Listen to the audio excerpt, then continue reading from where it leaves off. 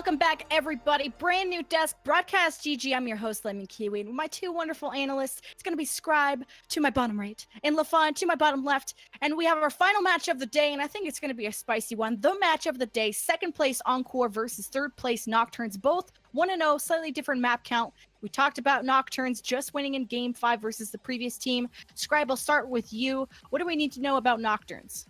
Nocturns honestly is a fairly aggressive team. They love running like some sort of double projectile, but more importantly, those are the players you want to keep your eye on. To Aegis, Epoch, and Ram, all really strong DPS players. I want to say they will be probably running a lot more Pharah, Genji if needed.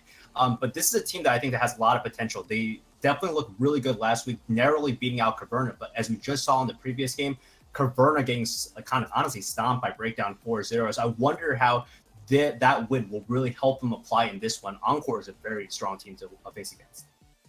And LaFon, we're just going to wrap up this desk, get right into the action. But LaFon, tell me what we need to know about Encore.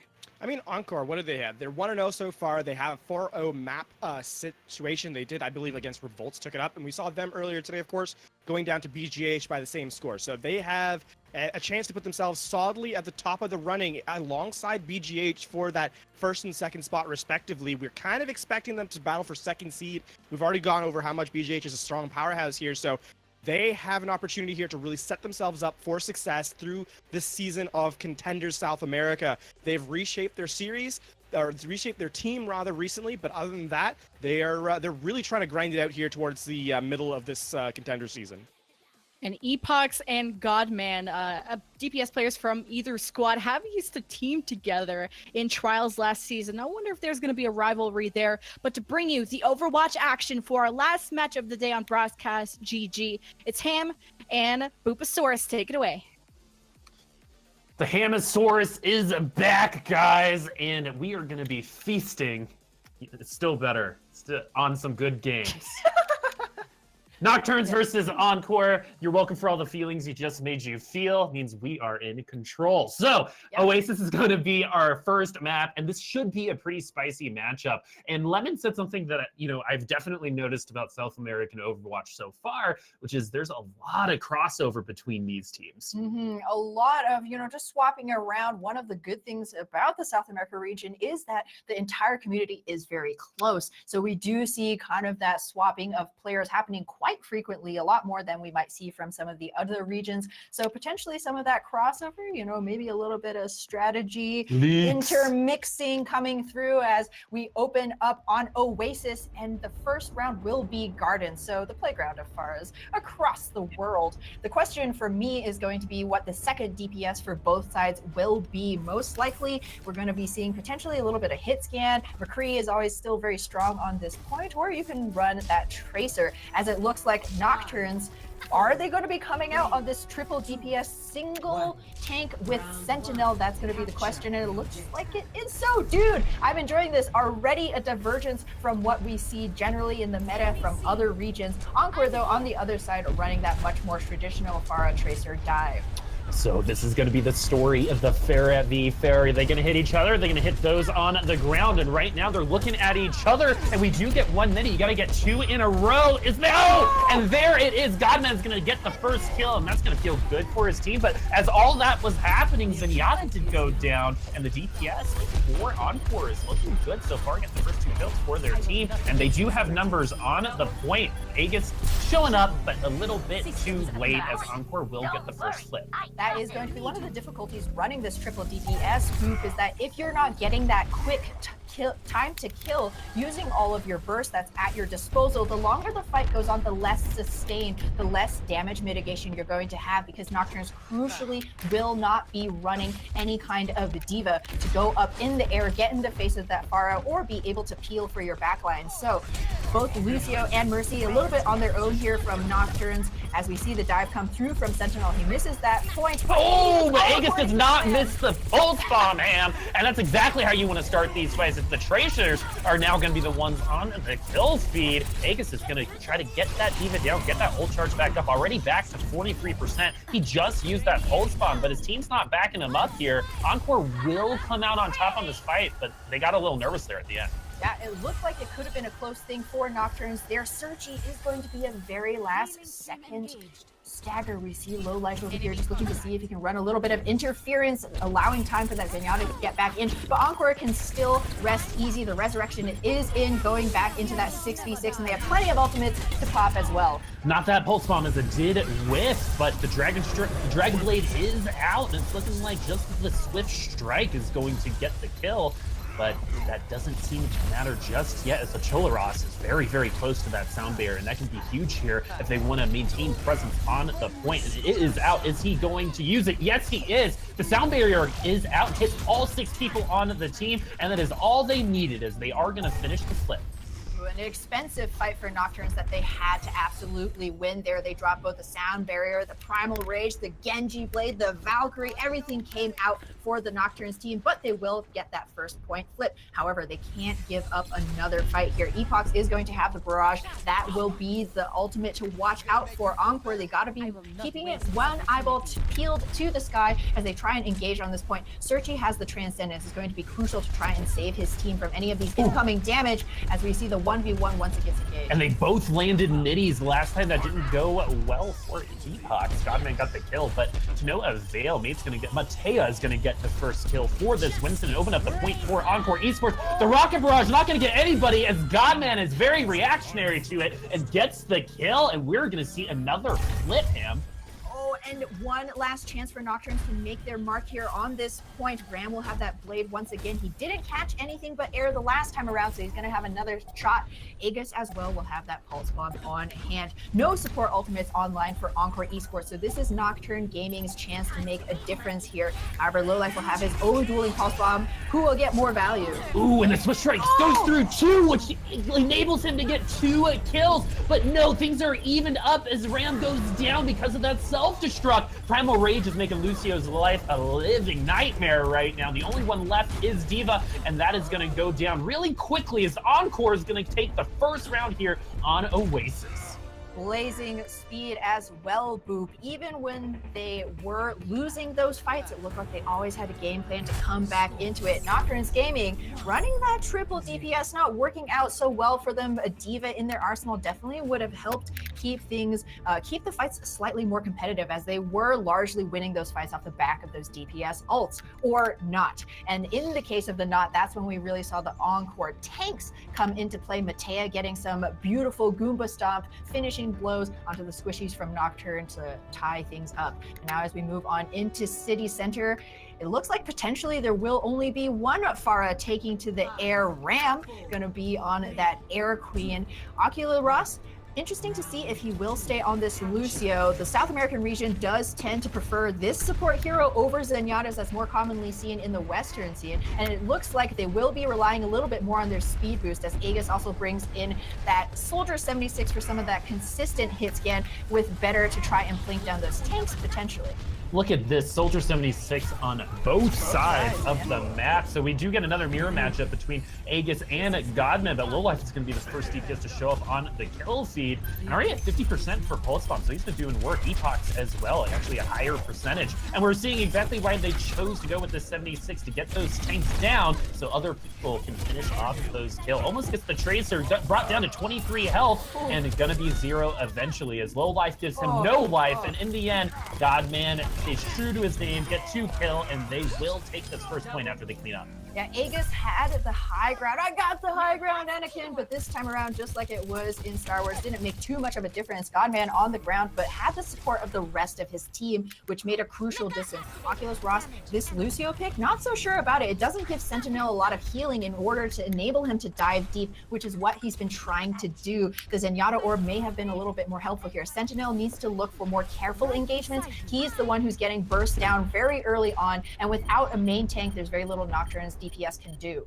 So let's see if that's exactly what he's going to do. Sentinel, we're going to be watching you. You cannot get to half health before you hit the ground, but it doesn't seem like he's going to need it, as Tac Visor going to come out. Godman almost taken down, but nothing to this Tac Visor just yet, as Transcendence is going to be launched for Encore Esports, and this is going to give them an advantage on the fight, as this is now a 6v5 on the point, 6v4 now, and this is going to be huge for Encore as they maintain presence on the point, since this is so hard to flip. incredibly difficult to flip, and Nocturns Gaming once again popped everything they had at their disposal for very little. They have not yet been able to actually take this point at all. And we saw the excellent discipline from Encore. The attack visors popped, fine. We just won't engage on the point. We still have control. There's still time to come back in once that Transcendence from Searchy is up. So really good discipline coming through for the blue side once again. Now Nocturns, they have potentially 1-2 more chances to make their mark here.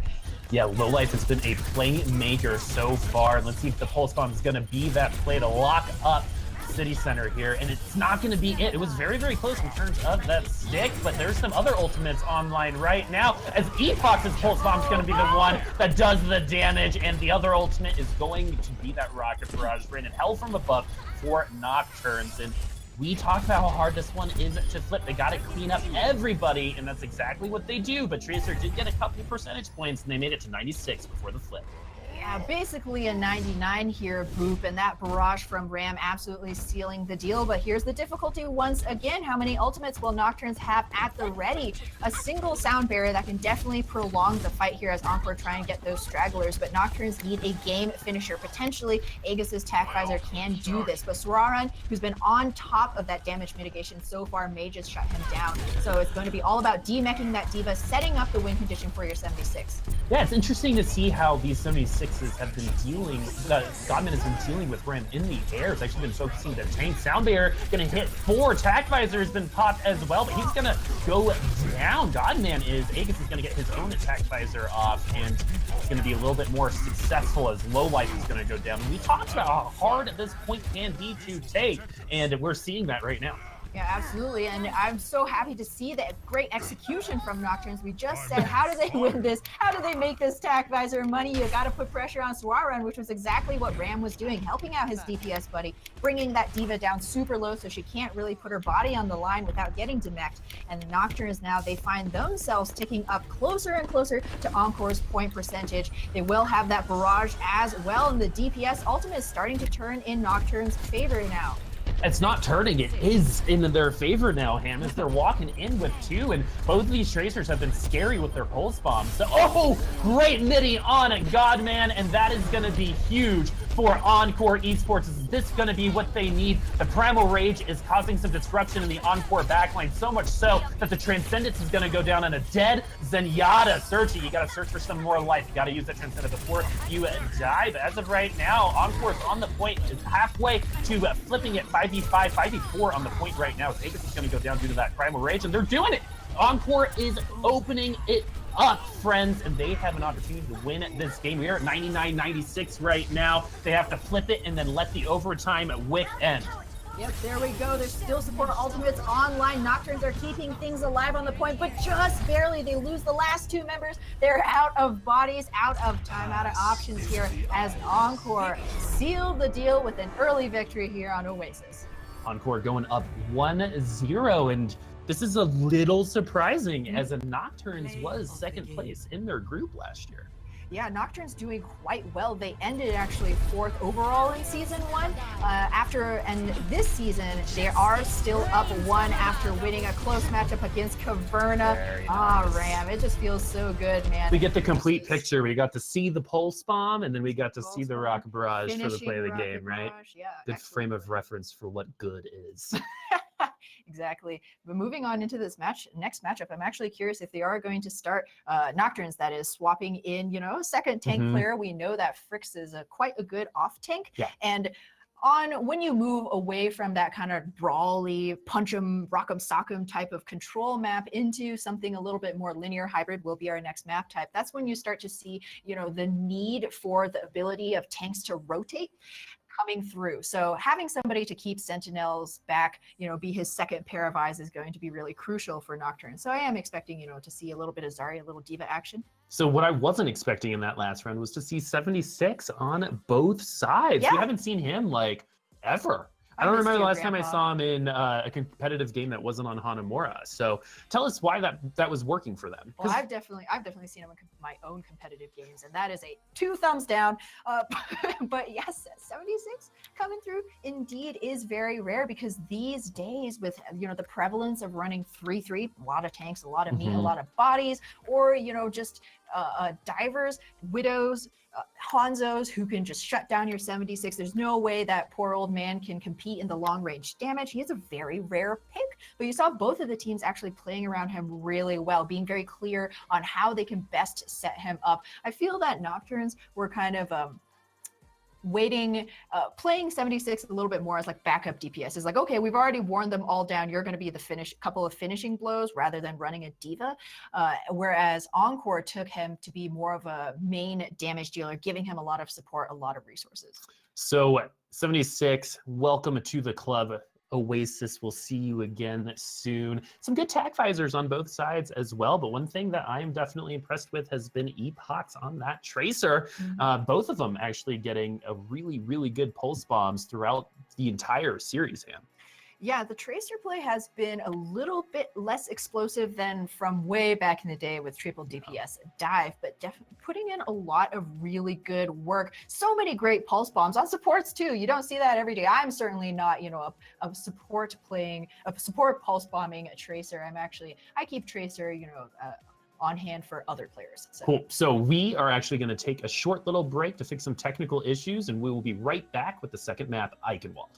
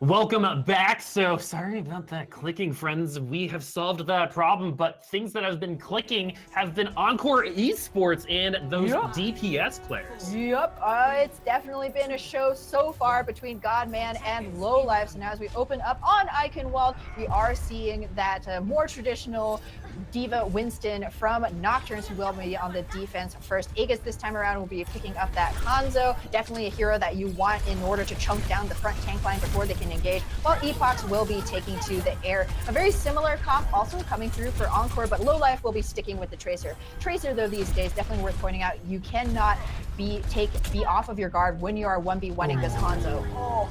And Aegis showing why Hanzo is now that we're in this life, such a good Pharah counter. You aim at her feet, and you're going to clip her a couple times because of that spam, and we're seeing exactly how effective that is, and Encore had a rough first start there. Yeah, I was a Pharah until I took a storm out to the knee. We're going to be bringing it back to 2012, guys. But yes, so now Nocturns, that was an excellent first defense. They definitely needed that given their struggles on Oasis here. But now Encore re-engaging with all the fury in the world. Aegis taking a couple of rockets, getting forced back into the little chalet.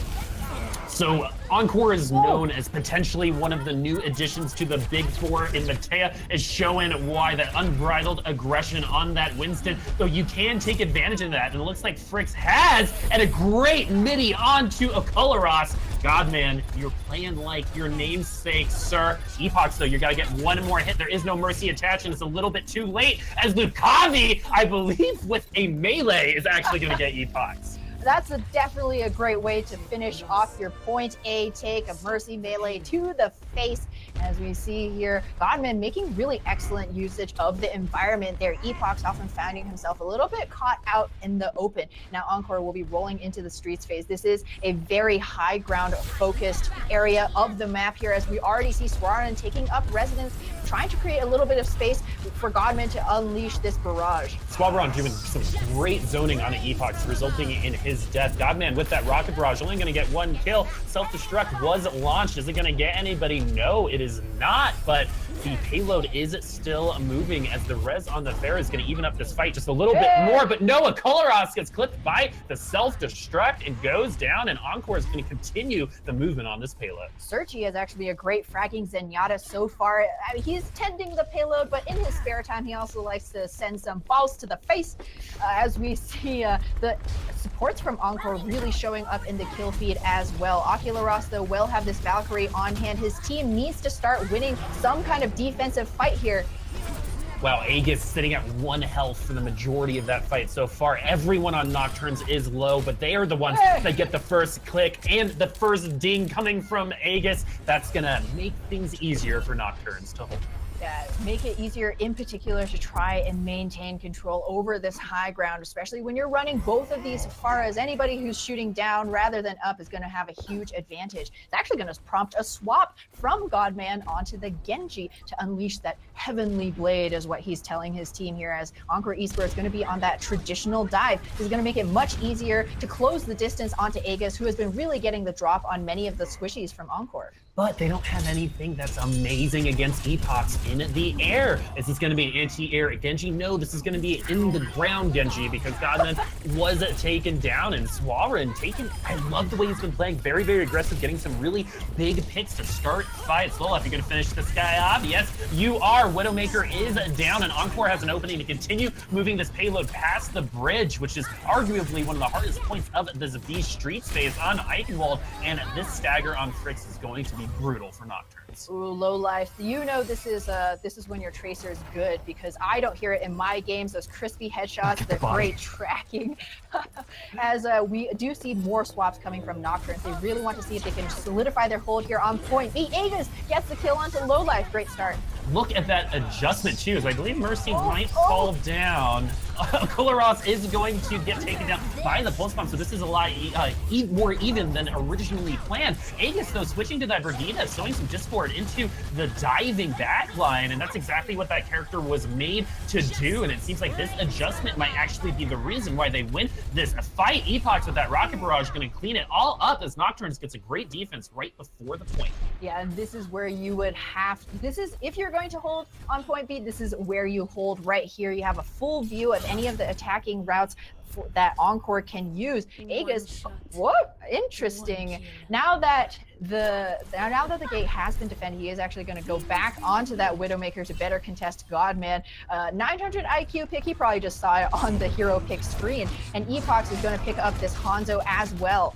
Low life doing his own Widowmaker things. Let's see if Epochs is going to be able to spam. 1 health remaining. No, does get down to 0. Is this going to be? No, Coloros has already used that res and is using that Valkyrie. Nocturne's putting everything they can into this fight, and you know, everything they can sometimes goes the other way, as the rest of Encore is just doing work on Nocturnes right now. Absolutely. Matea, just check out this Reinhardt's ultimate generation. He's going to have an Earth Shatter. He's only 20% away, but what's even more telling is Swaran, who swapped onto the Zarya just a fight ago and will likely have a Graviton Surge in this next fight.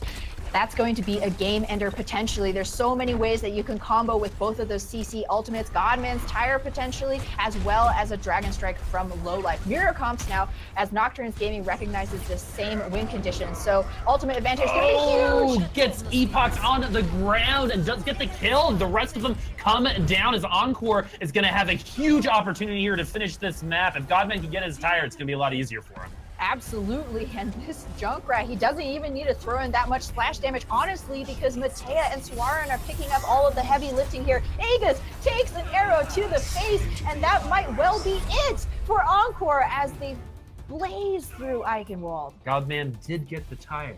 but they didn't need it. Didn't need it. They did not No, need that no. tire at the end. I love it when two Reinhardts charge each other, because that actually can be really detrimental to that defensive team on this last point, because you need that hammer swinging. It's so close quarters, Ham. If your Reinhardt's laying on the ground, you're not getting a lot of that damage that you can pump out. And you really need that shield to make space when you're on the defense, because that's what you got to defend. No more meters to give, man. You have to be able to push your team outwards, and that even though both Ryans are on the ground, it's always a little bit more disadvantageous for the defensive side. So Encore finishing things out with 1:40. Nocturns, they got to at least finish out this map unless they want to go down with the goose egg to their name before the half. We really are seeing some excellent tank play coming out from Encore Esports. Very good at making the space for their DPS to pop off there. I mean, just the Reinhardt Zarya play in the very third point push, I think, was particularly indicative of that. I would like to see Sentinel and Frix step up a little bit more, in particular trying to guard their support, because it's not actually sometimes making space in the front that's going to be most important, but rather making sure that the support players, kind of the lifeline of your entire team, are still healthy and up themselves. And Swaron's been involved in every major kill to help them make progress on this map thus far. Let's see if on the defensive side, he's going to be able to do the same thing. And someone who's been a lot quieter this round has been Epox. Yeah, Epox has been having a little bit harder time finding those rockets on this Pharah attack. There will be a little bit of an advantage coming through here as Aegis once again swaps off onto that Widow. Really interesting, given how well he was playing on the Brigida. Actually, JK, a different flavor of sniper, is going to be the Elder Shimada. So Nocturns, they really need Aegis to try and make some kind of opening here. We've yet to really see the impact the Hanzo makes on the tank line. New Hanzo definitely really good for wearing down, eating up that D.Va defense matrix, trying to get her out of mech, but Aegis is actually going to be the first one in the kill feed. Man, Pharah so good on defense on this map thanks to that tire. A lot of cover. All you have to do is stay in the air, and you're going to be pretty safe until the offensive side bursts right in, and Encore is not letting that happen. Yeah, this is a dangerous place to be as the attackers here, running a mirror composition, which means that you simply need to outplay your enemy team head to head. And we saw a little bit of what might happen if you start being on the losing end of that with Brazil Gaming House. Liko didn't die a single time on the Hanzo, and Lowlife, receiving all the pocketing in the world from his team, is looking to go for a repeat performance there. Ooh, Epoch's going down, going to remain more quiet as well. Kolarov's actually going to get booped off. That's going to be some good ult charge for Godman, and he potentially can have Barrage here on the next fight, depending on how many rocks he hits as they come out of spawn. But really great boop. Once again, Encore in complete control.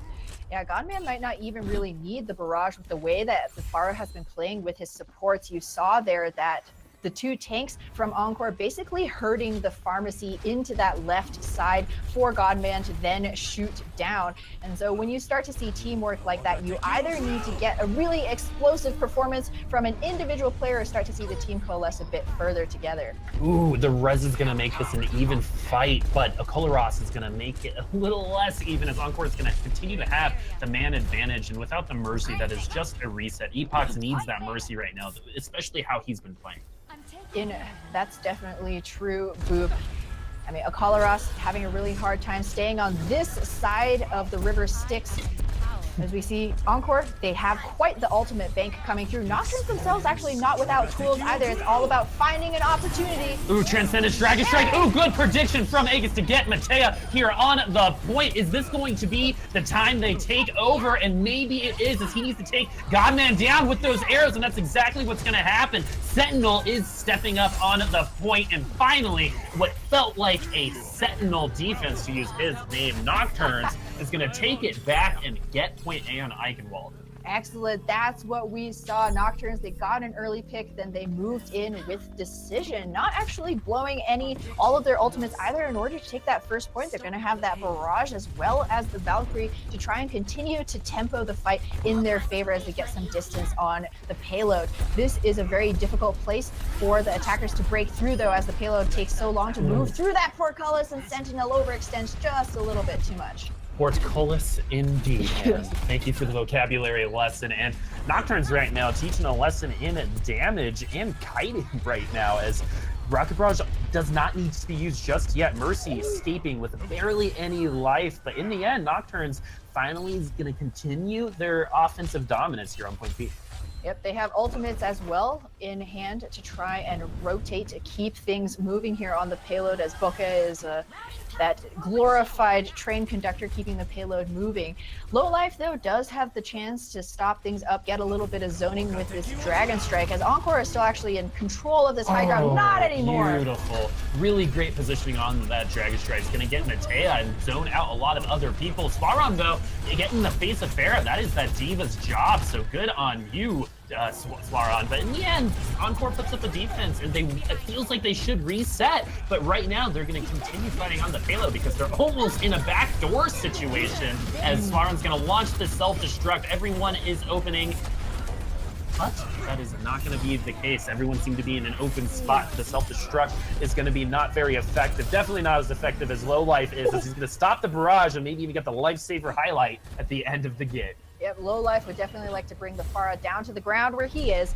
As Encore, it looked like they might have given that up for lost, Boop, but the actual swarm onto the payload, both with the respawns coming through from the defense, as well as Swarm leading that kind of a backdoor engagement, really worked out in their favor.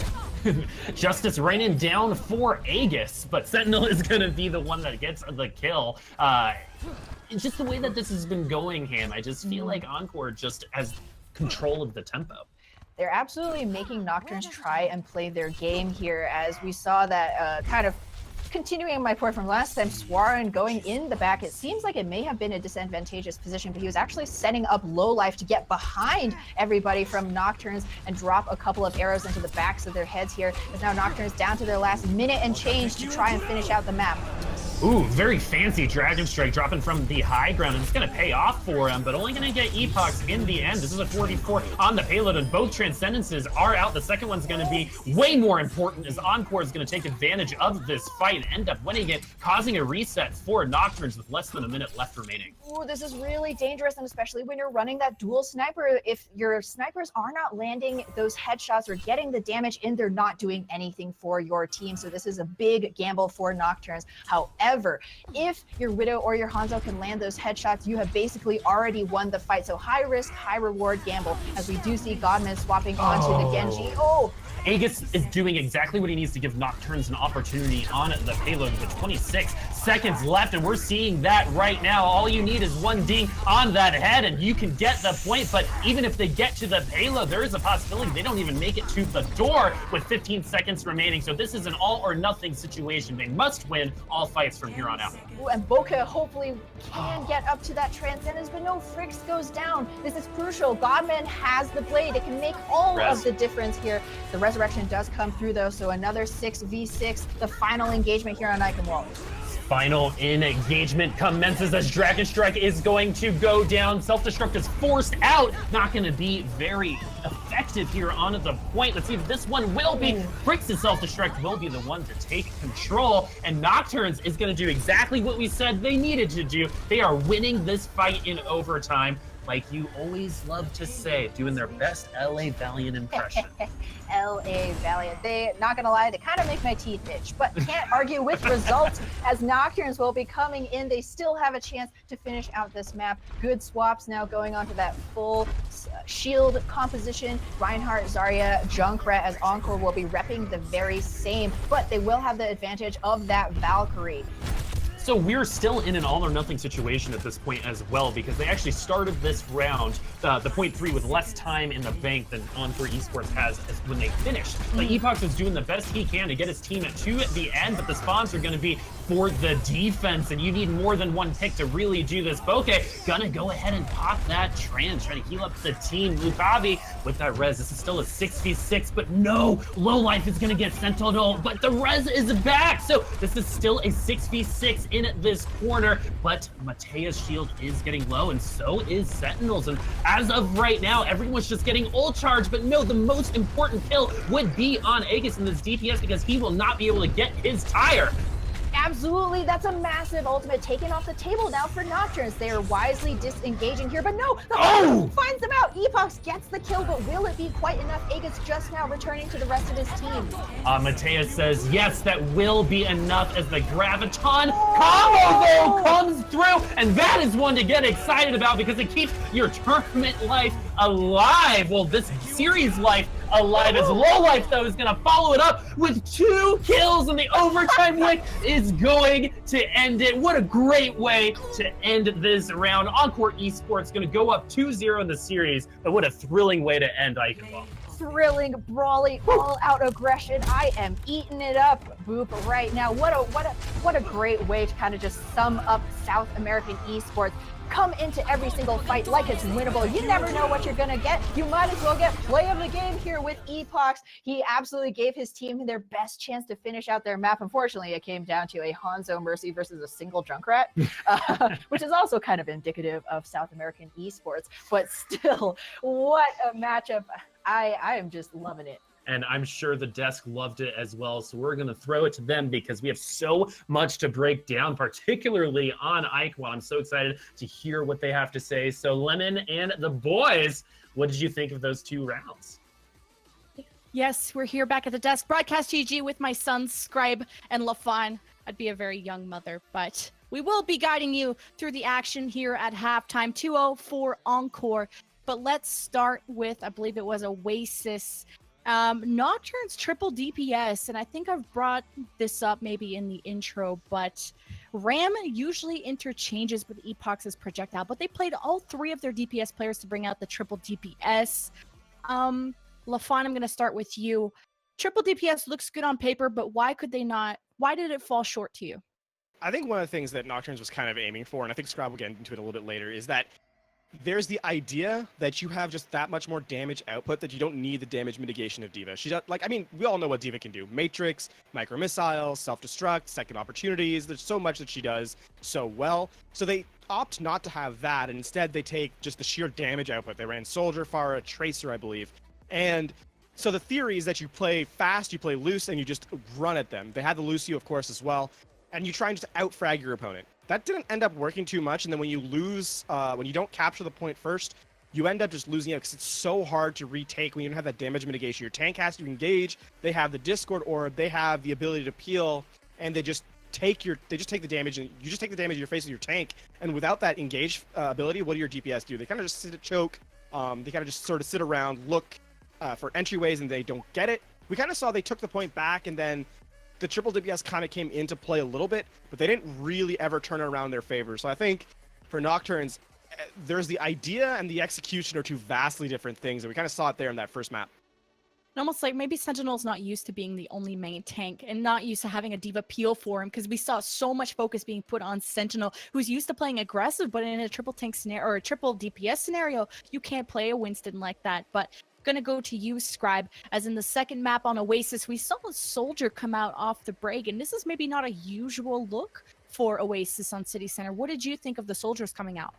Yeah, I think Soldier's kind of a very interesting hero to use because, one, you have that ability to kind of control high ground. You have the mobility to run across the map. But I think that it was interesting the way the 2 teams were using, right? Godman, when he pulled it out, was specifically using it because he understood that his D.Va had to commit hard to kind of like blocking the damage, right? That's one of the big things for dive compositions, 2-2-2 traditional dive compositions against triple DPS is your D.Va has to be in charge of mitigating the damage. He has to be the one to get in their faces and basically mitigate as much as he can, chase down these flankers if needed. So Godman, all he was doing was sitting in the back line, using his healing to keep Zenyatta alive in case Mercy had to go off in a separate direction. So Soldier's kind of an interesting pick because obviously it's a hit scan character, deals with very, very well, has a lot of utility in terms of tactical visor where you can catch out squishy targets very easily. But at the same time, I think it was more so to balance out the fact they were playing against a triple DPS. Yeah, there's a lot of changes coming out on the map, and that City Center, I think it was very close, 100 to 99, and I was just so surprised to see Soldier back in the meta with, or at least back in that game, when we've seen McCree's in our previous series, and their ability to control that high ground and make sure the Ferris stay at bay. As we now move on to Eichenwald, me and LaFon were kind of laughing. Well, we actually saw Eichenwald be finished, like for the first time in South American Contenders, at least that we've seen so far. Let's start with Encore's offense. they've been effective at being flexible with their compositions through different areas of the map. For example, the Pharah Tracer on the point, Genji Tracer to get through Archway, Junkrat Hanzo through Castle Phase. But LaFon, I'll start with you. Do you think Nocturnes reacted well to the changes that Encore were bringing out? It almost felt like Encore is one step ahead of Nocturnes in terms of the hero picking, right? Like, we often think of Overwatch. I mean, Overwatch was always described as being that place where you switch heroes based on the necessity and then you counterplay into it. And I think Encore came in with that kind of idea in mind. They played what they needed to on first, they switched on second, they switched on third. Nocturnes was almost always a step behind, it seemed like. They did a couple of changes. They ran the Brig, they ran the Widowmaker at times, but it just kind of felt like they were on the back foot always, and Encore just brought it to them pretty much the entirety of the time. And it showed, because Encore basically, the time bank may not have shown it. They finished the map, and Eichenwald specifically, I think it was, 142 or something like that. That's not exactly a bad time to complete that in. So I think Encore just had the advantage in terms of what they were wanting to run, and they were able to play their game style and were never actually challenged. And Scribe, what do you think about that Brigitte on defense that came out to try and counter the dive that Encore is bringing out? Yeah, I think that pick was actually pretty proactive, and that's kind of like what you want to do against dive. I guess they were recognizing that the side of, I think, Godman and Lowlife were just kind of getting too comfortable in the backline, especially Lowlife, who was kind of just been uncontested on Oasis and then carried that over to Eichenwald, especially when he's running with another flanker in addition to that. So I do like the fact that Aegis did make that change, but it kind of felt like it was short-lived because they stopped it once and all of a sudden, it was exactly like LaFon was saying, Encore made the big change. They brought out the Zarya Reinhardt. They brought out the Pharah to just contest the Brigitte on the ground. And it's kind of that sort of stuff where it's like, they're good switches. I feel like Nocturnes just didn't do this enough. They didn't make enough proactive switches. But at the same time, it kind of felt like they were scared to because they couldn't win these duels. I just felt Encore was so adaptable. Whenever Nocturnes tried to bring something out, like the Death Ball, like you said, like the Brigitte, they just changed their focus fire or they would change their characters. But going now into Nocturne's offense, it just took them ages to get through that archway. LaFon, why couldn't they pull the trigger there? I mean, it all started off on first point, right? Like, I mean, and that's a bit of a cliche. You always start at the beginning, but yeah, it is a case of the first point is the reason why it sort of ended up. The second point was kind of awkward. It took them so long to sort of find their entry point onto point A. They actually had to use, 4 or 5 ultimates to break the stalemate. Dragon Strike, Self-Destruct, Transcendence, and I believe Primal Rage. No, they didn't use Self-Destruct, but they used Primal Rage. So the point is they had to use a lot to get in. And then that kind of set up where they weren't able to snowball through second. They had to sort of set up, take the fight, and then Encore is like, okay, we'll just catch you in your rotation. And then they push them out. They take the high ground advantage. They take the opportunity to set up Nocturnes in a really awkward position. And it was less Nocturnes' advantage and more Encore setting the pace through both sides of the map. And going into the second half here, it's 2-0 for Encore, where Nocturnes won in Game 5 in their previous match. Scribe, do you think Nocturnes are going to bring this one back? It's going to be tough. Encore just looks really good right now in terms of, I guess, Encore's in some way, like, it's kind of weird to say, but they're funneling, they're like specific guiding Nocturnes into specific angles, like going back onto that archway push. Like Encore's wasn't even holding the archway very aggressively, but they were like giving them small avenues to poke through, and then they would jump on those avenues. So I think that right now Nocturnes needs to take a break. They need to understand that they were able to definitely push through on second point Eichenwald, and they have the DPS mechanical ability to do it. We saw this when they're able to get picks, when they're able to create great matchups for both Aegis and Epoch, they are able to move ahead. I do want to see them to be a little more careful. This is kind of one of the things where you need to talk to Sentinel. You need to say, okay, Sentinel Fricks, what do we need to help you with? What do we need to help you such that you're not getting blown up immediately as you go in? I think that once the tank line finds their feet and finds their ability to stabilize, I think then we'll see Aegis and Epoch find ways to be a little more comfortable, or at least concentrate more on the fact that they need to take out Godman low life. And LaFon, quickly to wrap up the desk, you've talked about Encore always being a step ahead of Nocturnes. Is this going to be their series? It certainly seems like it. The one thing that strikes me at the last is that Encore, there are fights where you come in, you see someone gets first 2 picks, you're like, okay, that team is going to win this fight.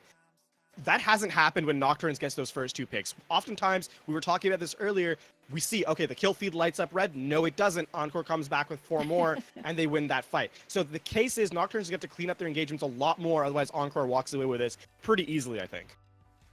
Well, game, set, and match. We're going into our map 3 of Temple of Anubis. Ham Tornado and Bupasaurus got us through victory.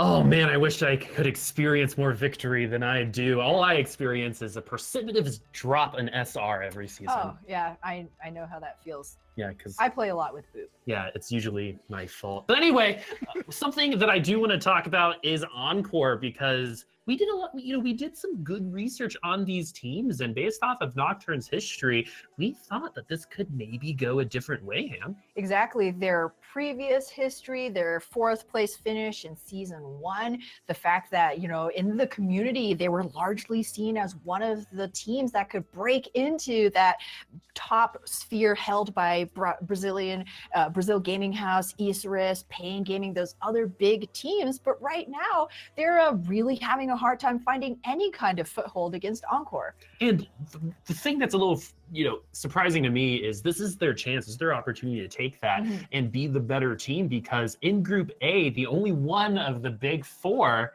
is BGH, Brazil Gaming House. So 3 of the 4 on the other side, you can even probably assume that 3 of those 4 playoff spots were taken, and Group B is looking for 1 playoff spot. Where Group A, you're looking for seeding. There's a lot more on the line. There's a lot more parity here, and Nocturnes really needs to step it up. Yeah, Nocturnes, you got to get hungry. You can dominate this group. Just got to see that Nocturne of old. But right now, they're going to have their work cut out for them, stopping Encore Esports here on this Anubis defense. Ram showing the Genji for the first time around. This might be the key to the victory for his team. Aegis still sticking on that Widowmaker, as Sentinel, the Orisa, has set up on that Shetland high ground. Not the high horse, but still a very good defensive spot. Encore going to be running with that Genji Widowmaker dive. Definitely trying to sow a bit of discord here. Godman going on the flank to set Lowlife off, potentially to stay on that high ground, start a crossfire going on the point proper. Right now, both sides, though, just looking for that pick. It's all about reaction time. When you see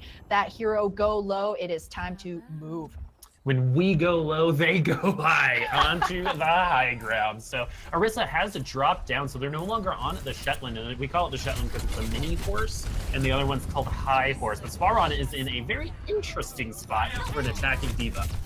You see those blinking cursors taken really low here, but nonetheless, Godman managed to find the kill onto Boca, and this is not going to be going well. So Ram is going to get the kill on Godman, but the res is going to be available for him, and he can potentially get a really nice flank going on far away from that Dragon Blade, but maybe not far away from capturing this point. So he is going to go in and get the kill onto Aegis, and that's going to open up things for Encore on this point. It is a 5v6 right now, a 4v6, and if you can do math, those numbers are in the favor of Encore Esports, and they're going to continue those kills and get an easy point A capture. Yep, you only need basic math to know that if you continue to subtract, eventually the number will be 0. Godman blazing through. He's going to have that blade for the second point attack. We all know, even though Anubis is a desert, the snowball momentum off of point A is real. He has been surgical. His sword has been a scalpel so far. And Nocturnes, once they see that Genji dive in the background, they got to immediately turn their attention there. Aegis will be on that Brigitte just for that purpose. 4 ultimates for Encore. They could definitely take this point, and with 2 kills, they potentially will. 2 Dragon Strike kills, make that 3 to open things up. 2 people left on Nocturnes. Fricks and Ram are going to need to have something amazing happen. A couple more people will come back from spawn. Ram has his own Dragon Blade that will be protected with that Transcendence. And here it is. The blade is unsheathed. Aegis will get the first kill. Will Ram finish things off? It looks like the Dragon Blade was enough to push them off of the point. But with Boca going down, are they going to re-engage? It looks like they might, but the Winston is going to deflate in the middle of the air and fall straight down. But no, Encore is bringing this back. They used all 4 ultimates and they don't have any more. So Nocturnes definitely has an advantage here moving forward. This is now the 3v3, and we finally have a reset. Woo-wee, that was a bona fide butt clencher there for Nocturnes in terms of the defense. Even on retreat, you said that Matea still making his Winston presence shown. Gets the last Tesla kill onto Fricks before he exits to the spawn himself. Low life, they don't know where he is. Very, very quiet. We're hunting Morsies right now. He's gonna have the vision as well in just a few seconds. This is a terrible position. Nocturnes, they gotta figure this out. Oh, man. All that effort and nothing, and just yet, will he be able to follow that up with anything? It looks like no, it's the Split Strike will get the first kill, and Nocturnes are gonna get another defense. Oh boy, Boop, it was a perfect setup. Unfortunately, Lowlife not quite able to close things out here. Matea beats a quick retreat. Unfortunately, the passive for Baby Diva coming into play here, Swaran. Boop, would you like to explain to the viewers the Baby Diva passive?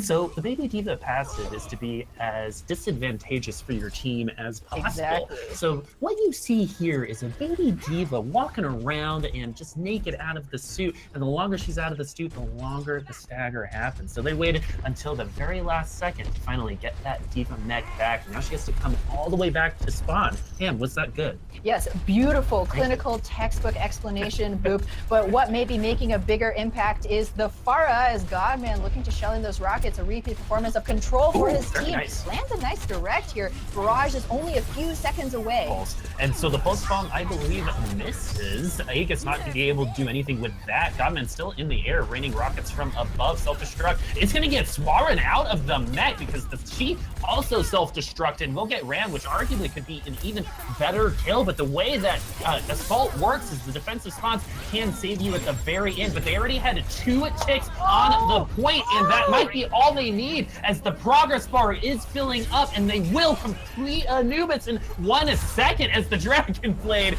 does try to make a miracle happen, but to no avail. 2-0 Encore Esports. No miracles to be found for Nocturns. Unfortunately, Godman is on the other team this time around. Yeah, Get it? Got it. Wow. Hey.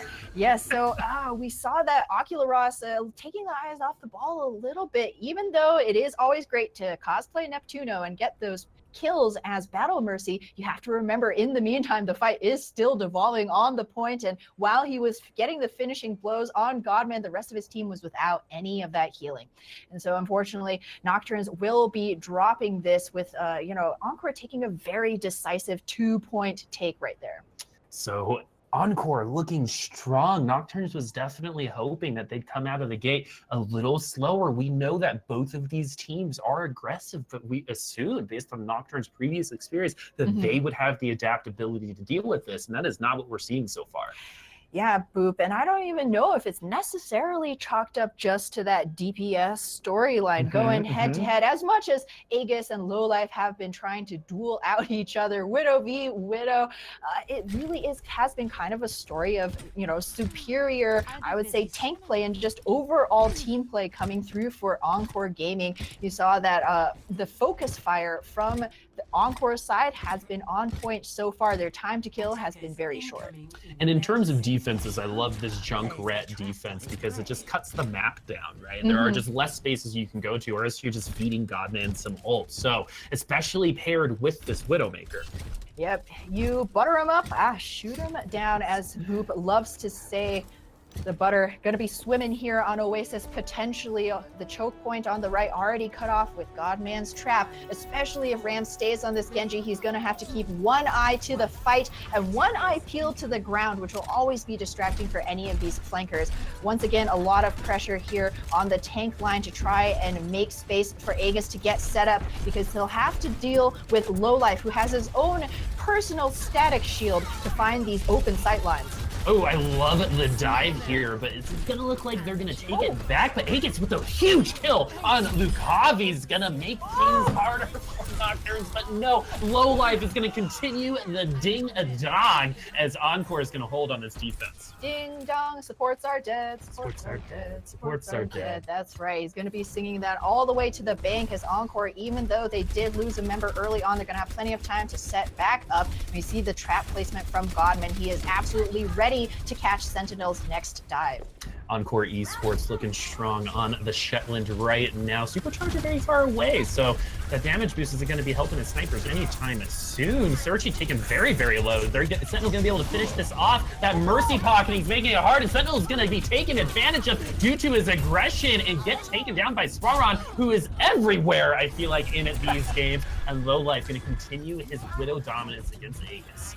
Swaran swarming the point, got that boop onto Oculoros, who's trying to get a last second, very risky resurrection. It wasn't going to come through. Nocturnes, though, they will have that Valkyrie up in hand. Ram quite close to that blade, might have it for that next fight, but Encore are already on top of that ultimate economy advantage.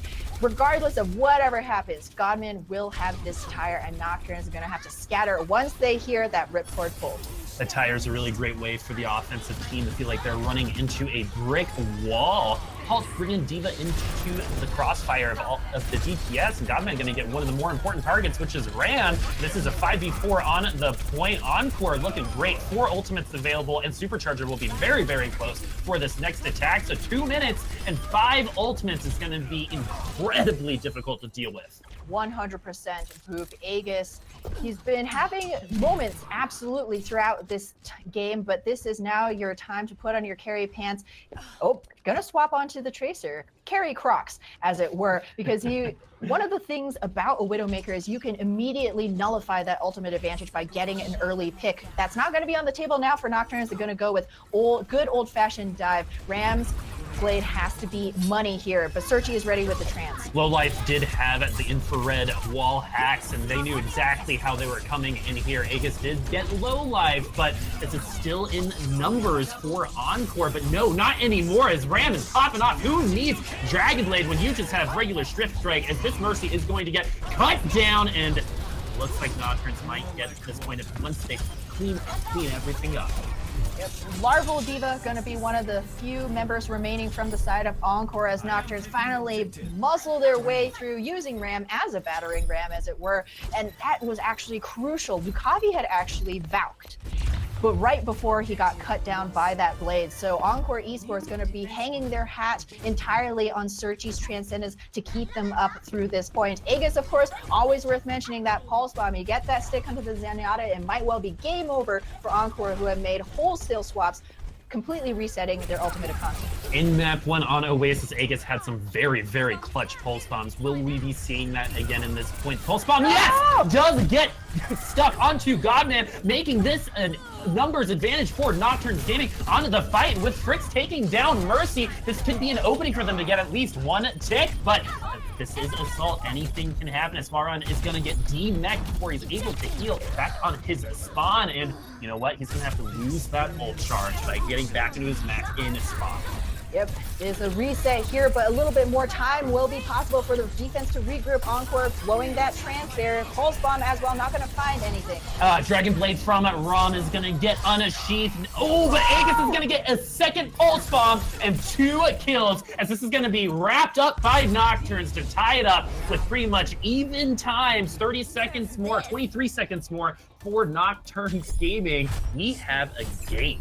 What a series, Boop. I don't know what kind of juice people were drinking after the half here, but Nocturnes have rebounded back to absolutely give it to Encore, beating their time. It is worth noting, absolutely, folks at home, that Nocturnes actually in their last matchup against Caverna went 4-4. 4-4 on Volskaya.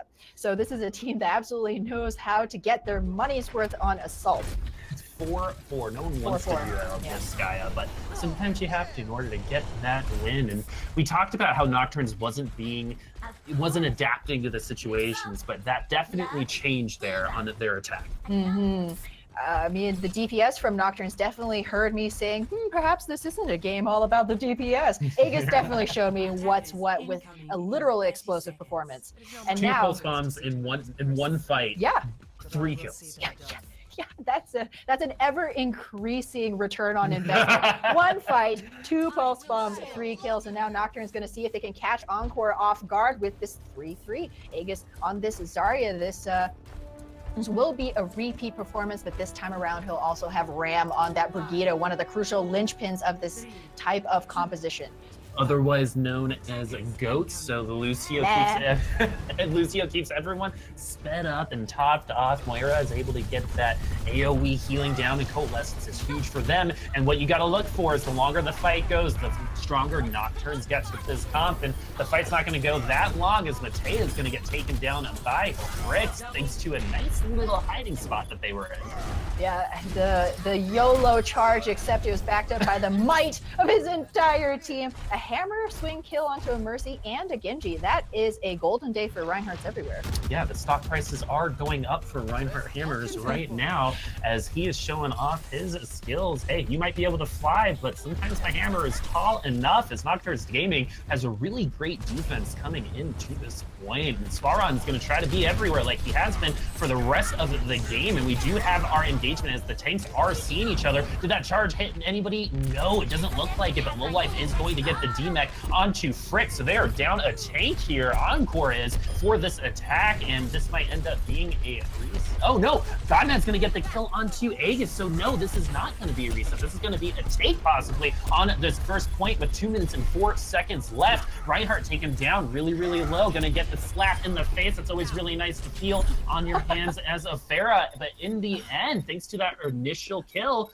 Nocturns Gaming might lose this point, will lose this point. Yeah, slap kill only up there next to slipper kills in terms of how good it just feels. But what an excellent flexible pick from Encore. We were talking a little bit earlier about Nocturns maybe not showing that as much. The Pharah pick, excellent way to try and counter the 3-3 on the ground. Will just go high. Godman will have that barrage in hand for this next point. Plenty of ultimates online actually for Encore Esports, including this Transcendence. Oh, Coalescence not fast enough for a Coloros. Mercy is down. This could be 4 points for Encore Esports. Everything is going the right way. The ultimates are hitting. The DPS are doing damage, but will they finish it off? No, Frix is going to be able to get back into the mech and extend this stall. The time to kill a little too fast to wrap this up, but they did get 1 tick. 5 people on the point. The spawns are not in the favor of Nocturnes. 3 people are down, and they are getting picked off as they lead spawn. Will they get the second tick? 6 people on the point, but the stall is pretty strong. Ramp getting a kill onto Searchy that will be res. Will Lukavi be taken advantage of? No, Lowlife has full spawn and 138 health remaining thanks to that rewind, and somehow Frix is going to take Pharah down. The stick is perfectly timed for Frix to get taken down during the D-Mech, but this has been a great stall from Nocturnes thus far. But Encore is doing everything they need to do to win at this point, but they need to defend against this Dragon Blade, and that is not what we're going to see. With 54 seconds left, it looks like 1 point is all they're going to get. Ooh, boy, oh, Nocturnes, they didn't need the 3-3 in order to sustain. The longer you stay on the point, the stronger they are. Ram and Aegis, they got to have traps the size of mountains because they absolutely put that defense on their shoulders that last point. If Ram did not get that 2-for-1 swipe with the Dragon Blade, it would have been a lost cause. However, Encore, they still have 30 seconds. Their last good defense here. They'll have their own Genji on hand. No blade for either side, though, so it's going to be some good old W mouse 1 for both. Pulse spawn for Lowlife. He also had some great pulse spawns on Oasis. We haven't seen that yet, but things can change, and they are not, as pulse spawn was launched and it did get whiffed. Remember, Nocturnes wants these fights to be long, but Switch Strike's all you need sometimes, as Lukavi's gonna get played with here. Even though it's gonna GA out of the way, might get taken advantage of. Self-destruct not gonna do much, and finally Lukavi goes down. Ron loves those Swift Strike kills. Soundbarrier gonna keep 5 members of Nocturnes up on the point with all that HP. Encore will go down with 50.9% of progress on the second point. Ooh. Ram absolutely coming alive in that last defense there. This is the best hero that we have seen him pull out. Great flexibility, but Genji certainly the best Shimada fit for him so far. As you said, Boop, those Swift Strikes making the difference for Nocturnes. It's not just about, you know, those flashy blades, but it's all about the sustainability, being the right place, the right time. Genji can do other things other than Dragon Blade and double jump all the time, right? Dragon Blade, double jump, double wall jump, climb, making Master Hanzo's Genji. jealous. Yeah. Yeah. Yeah. Okay. All right. Okay. Good cinematic. I think we covered all of them. Yep. But back to this game. Nocturnes showing up, though, on that defense. You know, they had an opportunity, I believe, to hold on that first point, but with Lowlife's picks, they lost that chance. And moving into second, Encore then lost their opportunity to win the point with 5 ultimates charging into B.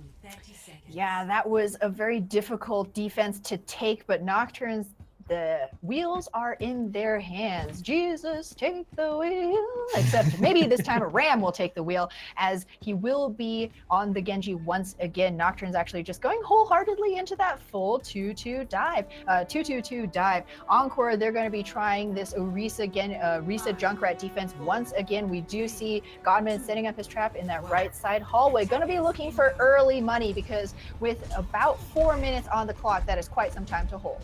With Nocturnes Gaming not running Lucio, this Orisa actually becomes stronger, as it'll be a lot more difficult to draw her off of the point and off of Shetland, which is smaller than High Horse. I just like saying Shetland. Google it, really great pictures for you, some good eye bleach. But now Ram is going to try to take the wheel, as he is hiding, and no one really knows where he is, because he hasn't been able to show himself. And with 17% of that ult charge, not really doing much in terms of damage either. But now the teams are seeing each other. They are going to fight, and Swarron's diving the backline, gets Sentinel, so they do not have the beef remaining for this first push. And with Rom going down and 3 minutes left on the clock, Nocturnes are going to reset. Oh, and the punish onto the resurrection lowlife, making sure that you do not get to bring somebody back from the dead for free. Who do you think you are? And a solid defense for Encore so far. They absolutely needed to weather that storm, but already toe tap onto the objective, trying to see if he can bait some eyes, but no. That prediction, walking right into that headshot. But now that Winston's going to be alone in the back line, Boca, though, is going to do that damage. Those red arrows onto lowlife, and Godman giving Nocturnes a chance on this point. It's going to be more than a chance, and now it's going to be a take with 2 minutes and 15 seconds left on that clock. Let's see how much time they'll have going into B. They do have some good ultimates for it as well. Great ultimates online for Nocturnes, and remember, they only need to take about 50% of this point. A single well-placed pulse bomb from Aegis can do it for them. Godman actually going on the Reaper here. This is actually incredible. They want to see if they can get more burst DPS down. Godman on this Reaper will actually have a considerable amount of self-sustain as well, so Lukavi can focus on keeping that tank line up. You do not play Reaper unless you're gonna make an entrance, right? You have to be effective, and thanks to that Discord orb, Aegis is gonna get the one clip with some follow-up from Sentinel. This pulse bomb needs to be huge, especially since the self-destruct took down their Mercy, and now the pulse bomb still being held. It is now stuck onto Winston, and because of that nerf a couple months ago, 300 damage, not enough to take him down. And Swarron once again being the consistent diva that Encore needs right now, and they are gonna hold. Ooh, and that was a crucial one to hold. They drew out the pulse bomb from Aegis, and even though that was a great dive onto Searchy, it means that the Zenyatta gonna have that transcendence for the next fight at least, and he's gonna need it, as Ram gonna be looking to Julian up all of the members of Encore Esports. Godman, though, set up on this high ground, ready to drop down, get a little bit more damage in, as he's actually only about 40% away to that Death Blossom. But the thing about Reapers, you never want to know if you're playing them right. You are making your entrance unclear everywhere on the map. No one should know where you're coming from, and Boca definitely didn't know that he was going to be coming from above. You suppose Pharaoh's from above, but right now Godman's showing that, hey, he wanted to make an entrance, and here he is.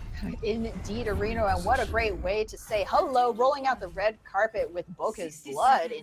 And now he's going to have that Death Blossom for that next fight. Love the way that he's playing the Reaper, using him as a solo flanker. This is kind of, you know, the quick play style that we often see in our own ranked games, but it is working out this time around, which is kind of the differentiation, because the rest of the tank line able to absorb all of Nocturne's attention. However, will that be enough coming into this next fight? There are ultimates aplenty for Nocturnes and not so many support ults for Encore. And not a lot of time left either. 30 seconds. This is it. Aegis needs to hit a huge pulse bomb. Is he going to do that? No! But Rom's going to get the double Dragon Blade kill on both supports. So Encore has nothing to heal them up. But that might be enough, because Godman has that self-sustain. The Death Blossom, not super effective, but the supports are going to be back. Nocturnes needs to get 50.8 on the clock for this point B push. Godman getting the Mercy. It's going to make Nocturne's life a lot harder, since you cannot res yourself low life with that pulse bomb. Is going to tie it up for Encore Esports here on Anubis. Unable to get 50.9% on the board. The wick will come down here soon, Ham, but Encore looked a little bit more rough here, but in the end, Encore take the win on this map set, going up 3-0. that is an impressive way to finish out the series win here, even given kind of the little quavers, the waivers, and what looked like such a solid domination on the first 2 maps. Vegas here is going to take away the play of the game, and deservedly so, kind of stealing Ram's thunder slightly, but it was absolutely those pulse bombs to open up the map completion for Nocturns that time around. But Godman's Reaper, that was that crucial wrench thrown into the gears, the crack in the sidewalk, just a little bit too big for Nocturns to hop over. Well, it causes you to have to play a different game, right? We don't see Reaper all that often. You just have to be aware of everywhere he could be. And that could sow enough discord, right? To make the communication a lot harder because you're too busy looking for Reaper. Exactly. How many times have we been, there's a Reaper in the back, we're in the back, who is he on? You know, it's very difficult to try and deal with him, especially given his self-sustain. Every time he's doing damage, he's healing himself, as well as the mobility of, you know, the Wraith form. Again, it's just, where is he coming Where from? in the world is Reaper San Diego? That's so thematic for his character type as well as the Ghost Wraith block, you know? And with that lifesteal, able to do his own thing, because at one point with like 15 seconds left, Encore lost both of their supports. Exactly. But with the Reaper in tow, a good defense is just a good offense, man. There's nothing to defend from if everybody's dead, is definitely what Reaper writes in his diary every day. It's like, today I killed some more opponents. But he dots all of his eyes with hearts, though. Exactly. That's how you know he's really like a big, warm person on the inside. Exactly. But you know, moving into this last map, we've had 3 3-0s so far today. I think this might be the time where we do see our 3-1, especially since Nocturns was in a 5-game set last time. Their map differential really needs this win. They certainly need the win for themselves, to give them that little bit of cushion, because, you know, the talk has been who's going to be the top couple of teams in Group A. There's plenty of room. You just got to make it through that door. So Nocturne's certainly going to be looking for the win on Escort. And one of the good things is you don't necessarily have to have that clean 100% team wipe in order to make progress on the objective on linear maps like Route 66 potentially. But it looks like we're going to go to Rialto. The other R map. Yeah! So Ham and I are still the only South American English casters to cast Rialto so far. We made an observation the other day, and that there are, I believe, only right angles here on Rialto. And so what that does is it makes the push a lot harder, because in order to turn, the payload pretty much stays still. Exactly. There, you really have to commit fully to the team fight to wipe all the bodies to get that little bit of distance around the corner. I mean, Route 66, the other option here, that Big Earl's first corner, there's a reason it's so difficult for the attack to get around that right angle. And it's a big square right after that angle, so it's a lot of open space, and that can affect the team comps, and let alone the fact that there's some really good boop opportunity here. And as a booposaurus myself, I'm starving for some boops, because I believe we've only gotten one all day today.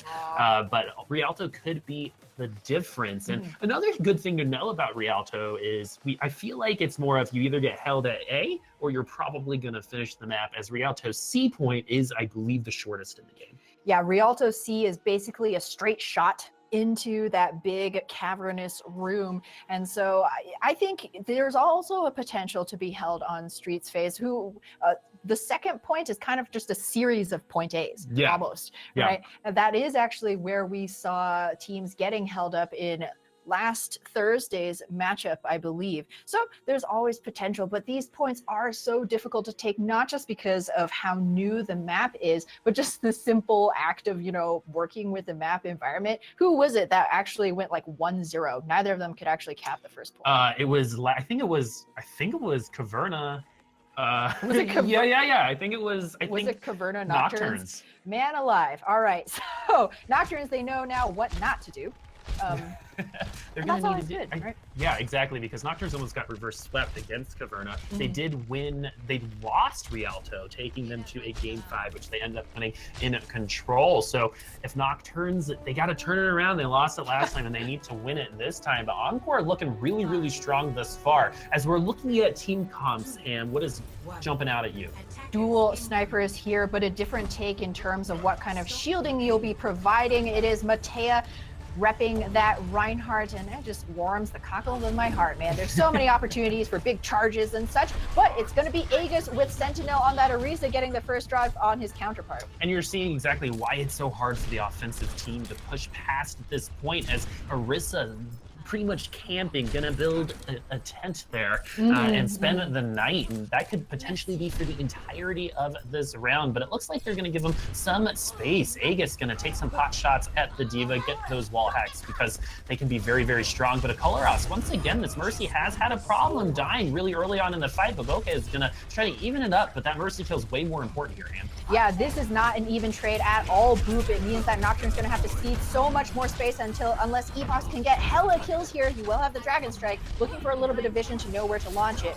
And Lowlife's going to get the headshot onto Aegis, giving Encore a chance to continue their push on this payload. They have arguably passed one of the harder parts of this point, but they are entering the big wide courtyard. Dragon Strike going to get the kill on Swaron, and this is now Nocturne's fight to lose, as Epoch's going to take things over, put his team in his backpack, then proceed to put it on and walk to the payload. Exactly. You got your carry backpack, you got your carry pants. Epoch has the entire fashion line here. 3 kills in a row for his team, and that's allowed Boca to work up to this Transcendence. Dueling Transcendencies has been a little bit of an understated tale. It's like which Roadhog hooks first, right? You always want to try and pressure out the enemies and force them to pop that support ultimate when they don't want to, so that your team will have that extra advantage. However, Aegis will be providing that advantage with the wall hacks here. Lowlife on a flank by himself, so going to have to be extra careful. No! How did he know he was there? I think Aegis had wall hacks. Yes. And so Lowlife was spotted out, and he probably felt so good about it, but that's a lack of communication from his team. His team should have known that infrared hacks were available. Dragon Strike from Godman trying to do some work, and everyone's just going to get zoned out. But no, the responding Dragon Strike, I believe Epox is the only one to get a kill on Nocturnes until Aegis did just get this one, and they have another really good hold, man. Oh, Epox has been insane for his team right now. This guy is a monster on Hanzo, on Rialto. All he needed was a 3-game warm-up here, but Encore is going to be forced to swap off some of their preferred heroes here. It's going to be another dual sniper Lowlife back onto the Widowmaker, but Encore have been popping some of those ults to no avail, like you said, Boop, but Matea can make the difference. One of the good advantages that Reinhardt has is his mobility. Walk past that Orisa shield and then shatter behind her. And you have to get past it. Supercharger knows that that's probably what's going to happen. Ooh! Oh, I don't know how the timing on that worked out, as only Orisa did fall down, so I believe the shield came up for the rest of the team, so really heads up play, but it doesn't really matter in the end, as I think everyone else was also confused. And with that Orisa kill, it looks like Encore is going to continue their push, but no, Epox is going to get Lucavi. They do have an opportunity to contest and stop right here before they capture the point, and that actually might happen, as the kills are going to continue to come down from Nocturnes thanks to some offensive Zenyatta hand, and they do hold. Zenyatta's coming through. Boca bopping people left and right. Encore now down to their last possible push here, even though Matea was doing everything he could. Epox was actually, I believe, on the high ground uncontested. This is one of the difficulties running no D.Va here. Swaran on this Zarya gonna have to make it worthwhile. He ate up that Dragon Strike last time around, and now he's gonna be trying to provide the shielding, keeping his Rhine alive. Dragon Strike going under the bridge, but Encore's gonna be the one to get the kills, but no! The self-destruct gets a 3, so this is now an even fight on the payload. Epox is going to get that Dragon Strike kill. Who needs Gravitons? Not Epox, as somehow Nocturnes twice coming from behind and winning the fights gets a good point A hold. Literally from behind, Boop. Epox, and between Epox and the Widowmaker, just getting all kinds of these off angles. You saw that even when Swaran was on the D.Va, had been the hallmark of his off-tank play had been his incredible ability to peel. Yeah. Until Rialto, where Epox had, like you said, set up a tent on the high ground. He was claiming squatters' rights. Nobody was going to evict him, and Encore kind of forgetting where their focus should be facing, as even when it looked like with the tank line for Nocturnes down, it could have been a one fight for Encore, the DPS still bringing it back. We're going to count Boca Zen as a DPS because he was popping off last time. Well, and I feel like most people in my solo queue games count Moira as a DPS as well, as we're going to see Goats coming from Nocturns on attack this time, potentially. You never know until the gates do open, but Encore is going to be running the same defense that Nocturns ran. Same defense, looking for a bit of that magic. It's going to need to be an equal performance, though, from Godman on this Hanzo. Really time to live up to your name, because Goats, the longer you sustain, the stronger they get. They just feed off of the tiltedness of their enemies, not to mention the ability to cycle those big tank CC ultimates. Searchy's Transcendence is going to be huge to try and guard against Frix's Graviton Surge. This is a tale for the ages. We've known this since the beginning of Overwatch, but it is really going to come into play here on Rialto. Those right angle corners really doing a lot. Obscuring the vision from the enemy team has been the big mainstay. That allows you to get off all kinds of dragon strikes, sneaky grabs, and so that's what Nocturnes needs to be taking advantage of as they move forward. But Nocturnes doesn't have sight themselves, as the attack team's actually going to go past the payload. I love this. Going to go ahead and flank and go up into the room. They are now behind Encore, who has moved, but the payload is nowhere. So they read it, they saw it, but at least they made him nervous. Some tight muscles, a little sweat off of the brow, but they were able to deal with it. Now they're trapped in this room, and the payload still has not moved. Ocular, you got this, buddy. Encore, I mean, is Nocturnes just going for the win? They're trying to go for this team wipe, and then they're going to pay attention to the payload, trying to send a message here that we don't even care about the objective. However, team fight win is not going to be in their future, unfortunately, as Encore react perfectly, wipe them from the map. And now they're going to have to go back to the payload for a second try. And they didn't bring him far enough back to make any good progress on the payload to get past this first angle. And so now we're looking at Nocturnes really coming from behind, as they fed a ton of ult charge to Encore. Indeed, a Reno. Searchy, Lukavi, gonna have both of the support ults up in that next fight. Nocturne's going with a very unorthodox attempt to get Encore off of the high ground, but that's predicated on winning the fight. And now that they have lost and also didn't make any progress on the payload, it's gonna be Encore getting back on the high ground. Wallhack showing how strong vision is, knowing where everybody is. That's just information that the other team doesn't have, that yours does now. And he's just going to get those pot shots in, buttering him up, as I love to say, for the rest of the team to take him down. Epoch's going to get the first kill. Nocturnes is in a 6v5 situation on the payload, but with this res, it is now even. Frix, that shield is coming back. I do not see a glowing Zarya, so the energy must not be over that 70% just yet. Godman going to get a great Dragon Strike, but was a little too close that a lot of them actually just moved forward and avoided it.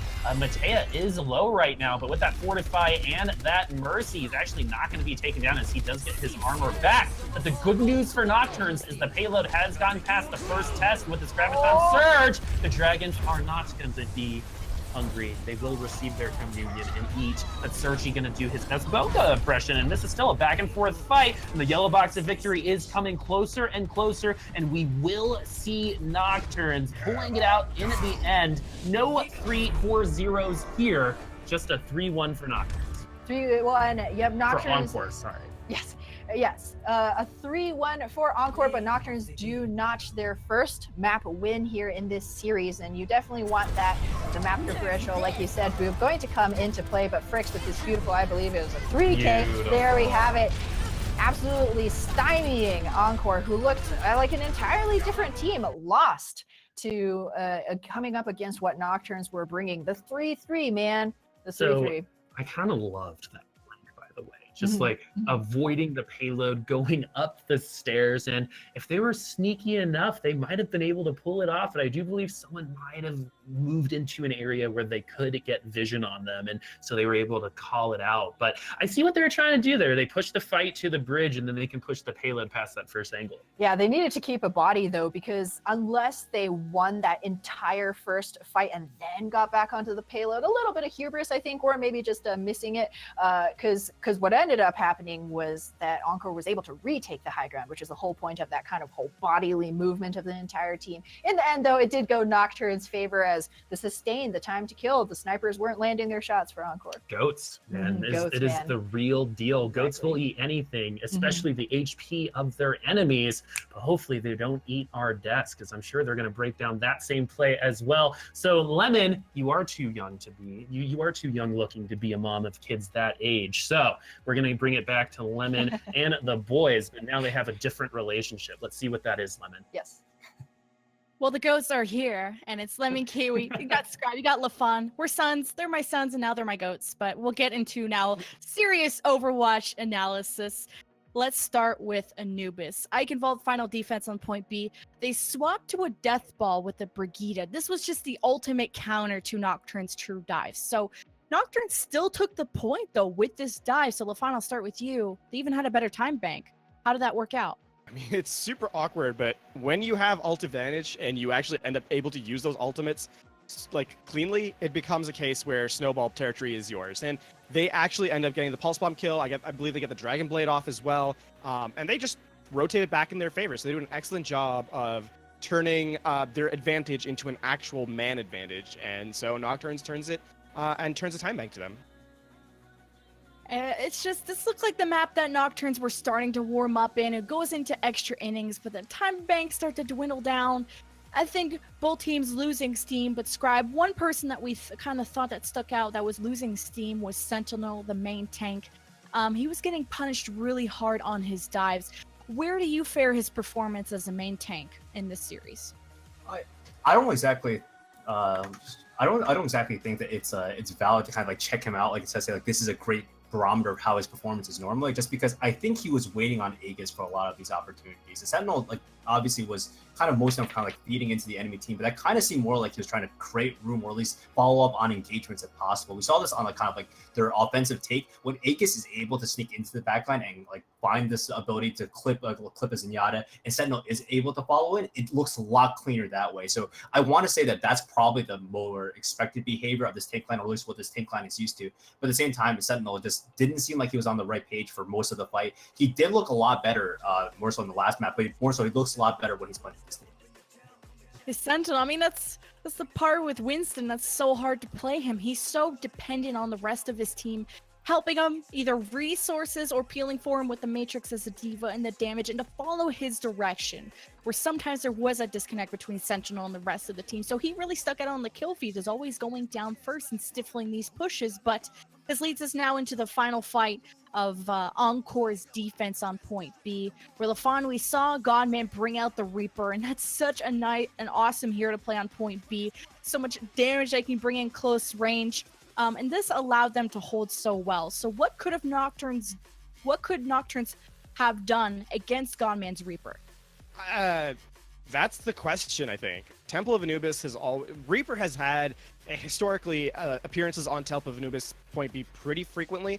It's a closed off point. The Reaper can play around sort of inside the area. You have to take control of the point to actually obviously capture it. So Reaper does so well there. I think you change how you play. They were trying to bring Sentinel, I think, up to Primal Rage to keep him to contest and sort of create space. And then the Reaper just chunks that down. So you don't have that ability anymore. I think you change how your rotations actually execute, and you make sure that he's uncomfortable. They sure the Reaper's uncomfortable in how he has to engage.